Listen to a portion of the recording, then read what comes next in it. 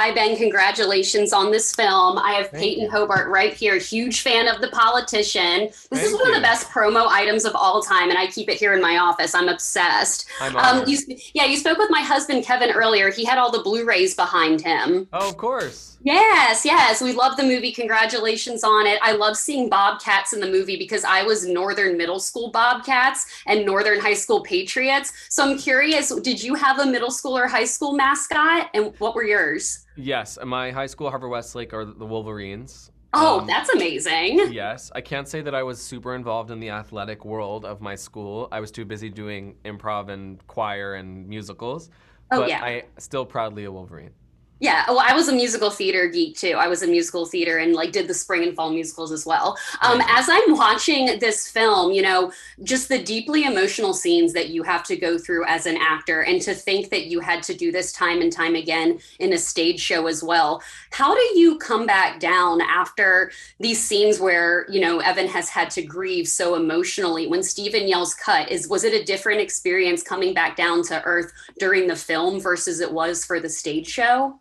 Yes, I think it was more challenging and less challenging for different reasons at the same time. I think for a musical, you only have to live the piece for 2 hours, 2.5 hours a day. So obviously, you're having to do it every day, which is very challenging. And yet, you can really throw everything into those 2 hours and then let it all go. Whereas on film, while you're only having to attack these very painful scenes and sequences for like 1 or 2 days, and then you get to let them go.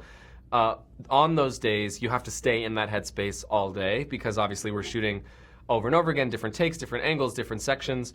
And, there's something quite easy about doing it on stage where you get to just chronologically fall into the story and allow the journey to happen. Whereas on film, maybe action, you're picking up right in the middle of something very emotional, or you've just come from something emotional, and you have to sort of place yourself in the story each time. So for me, it was about just embracing on those days that it was going to be a difficult day and letting the whole day be a difficult day. And then having the privilege of going home to Caitlin Deaver, who I was living with, who was my co-star, and Amazing. ordering food and watching TV and just coming back to earth with her. That was the saving grace for sure.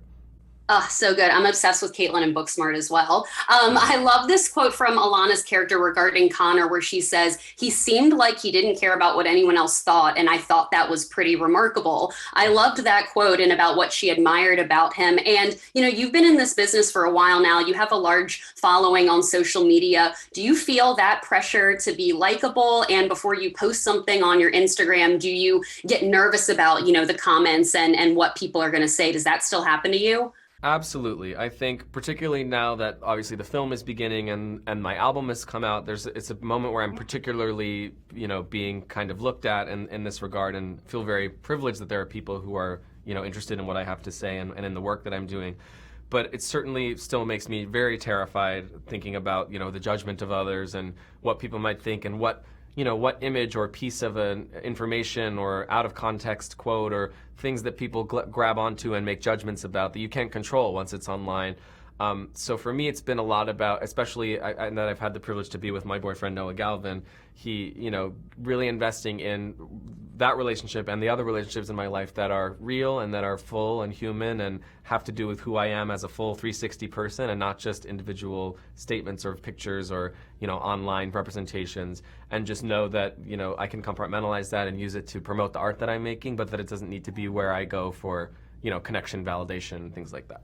No, awesome. Thank you for speaking on that. I feel like that will give a lot of people perspective. I'm excited for you to come here to Fairfax, Virginia Yes. for your tour. And we'll be seeing you then, Ben. Thank you so much for your time today. I appreciate it. And I can't wait for fans to see this film when it comes out next month in theaters. Thank you so much. And The Politician's everything, by the way.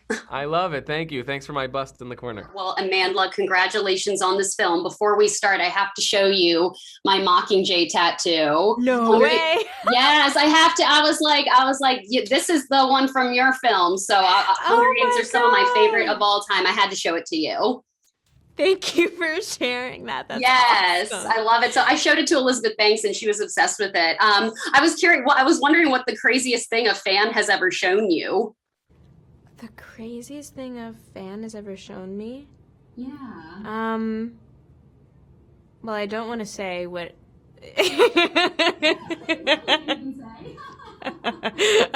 say what the craziest things that fans usually show me are. That's a hard question. I mean, probably like art. Like, yeah. Yeah, like there's some art that fans have showed me that they've like worked on for like months or years that I'm just like completely astounded by. Yeah. Love that. Yeah. Well, I love this quote from Alana regarding Connor when your character says he seems like he didn't care what anyone else thought. And I thought that was pretty remarkable. And I was watching the film with my husband, and I'm just curious for you as an actor who's been in this business for a while now, you have a large following on social media. You know, do you get nervous before posting on social media because of the pressure to be likable? Very much, you know, kind of the theme of the film. I was just curious to get your thoughts on that. Yeah, totally, of course. Yeah. I mean, yeah, growing up is weird. Figuring out who you are and how to be yourself is really weird. And then doing it on a public platform is really weird too. And there have been moments where I've really struggled with how to be myself when like people are watching, when a lot of people are paying attention and, kind of decoding things and like maybe kind of like zooming in on parts of you that you're not even aware of, it can be really strange. And I still, get nervous sometimes, like interacting with and engaging with, like a world that feels like it's like looking at me or paying attention. Sometimes it still doesn't feel totally natural to me, and I get kind of like, okay, I'm gonna go hide now. But it definitely feels better than it has in the past, and I think it's also just kind of like growing up, is you kind of just stop caring as much. Yeah, I can't imagine having social media around when I was in middle school and high school. I don't know how kids like do it now. I love the Hunger Games films so much, and I'm curious, what's something that you learned about yourself as an actor playing Rue and being on the set of Hunger Games that you then applied to your career as an actor? Wow, that's a really interesting question. Because I was like such a baby, when we filmed that. But Rue is such a fan favorite character, and like your performance is still so iconic for like all of the fandom. It honestly is. Thanks. Thank you. Something that I probably learned actually was I remember filming the death scene, and I remember Gary Ross. I remember like kind of sobbing my eyes out, like giving a performance where I was sobbing my eyes out, and Gary Ross was like, "No, you need to be brave, you need to be strong, you need to have the emotion, but then figure out how to bottle it." And I feel like that is something that is often, I'm often working on that as an actor, because I'm like pretty emotionally, like I'm like a leaky faucet. Like I'm just like, nah, whenever anything happens. But not everybody is. And I think like what's more difficult as an actor to do is to actually maintain the level of emotion that you have, but keep it bottled up and not necessarily express all of it, because that's what we do as human beings. We don't express all of the feelings that we have all the time. Yes. Well, thank you for all those answers. This has been an honor chatting with you today. I can't wait for fans to see this film. And also my mom and I are obsessed with everything. That's like our mother-daughter movie. We love it so much. Thank you so much. Thank you so much for your time today, Amandla. I appreciate it.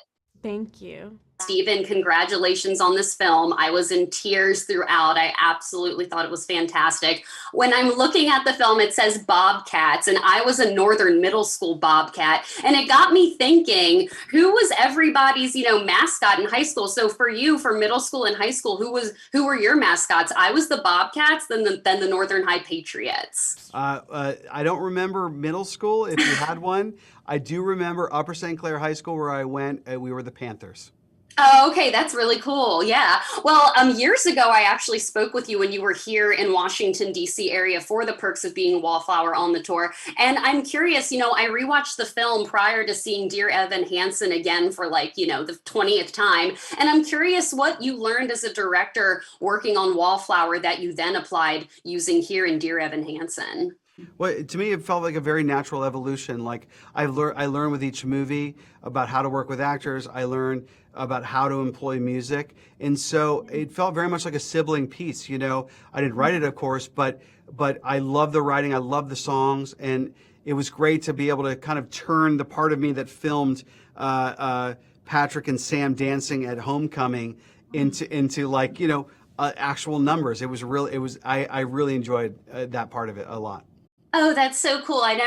Thinking of the evolution that way, I love it so much. I love how the actors are live singing on set here, and I'm curious how many times you did each of these musical numbers. Which musical number did you film the most, and which one did you maybe do one or two times, and you're like, okay, we got it, let's move on.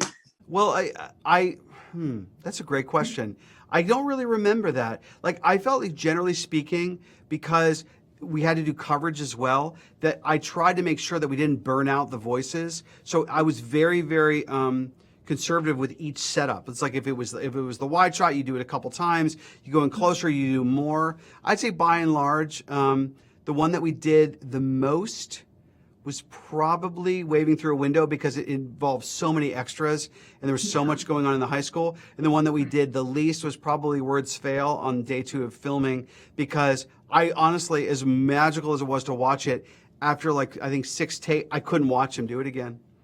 It was so emotional to watch it. Oh, yeah, no, I love those answers. Well, as you know, Dear Evan Hansen is literally one of those beloved and most talked about musicals of the last decade. And what is the pressure like as a director bringing this film to life for the first time? Do you kind of look at it that way, or do you kind of just, like you said, look at the material and go from there? Yeah, I don't look at it as pressure. I look at it as a responsibility. It's a slightly different thing, because I'm a huge fan of the show. I love the show.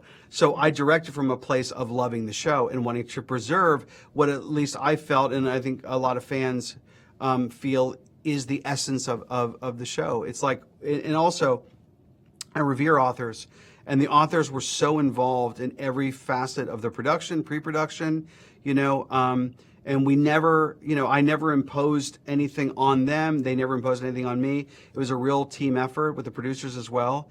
And with Ben, of course. And so we just kind of moved as one. And we had our debates as it went. But at the end of the day, the version that came out was absolutely the right version. And I stand by every frame of it. I love the movie. I love how it came out.